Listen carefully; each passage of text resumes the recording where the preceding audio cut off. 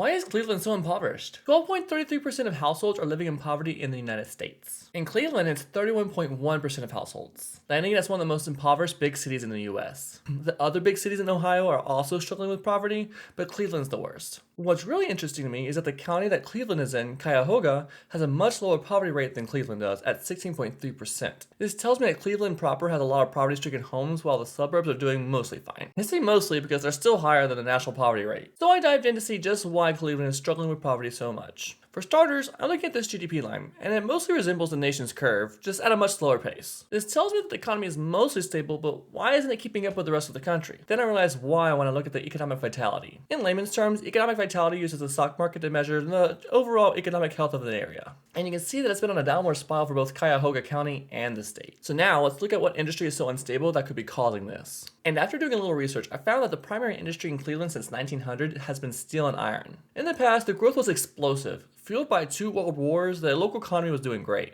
Up until the end of the 1960s, when inflation and environmental regulation caused problems for the industry. The economy began to struggle and steel jobs began to disappear. And this all checks out when you look at the population history for the area as well. You see a lot of growth up until 1930.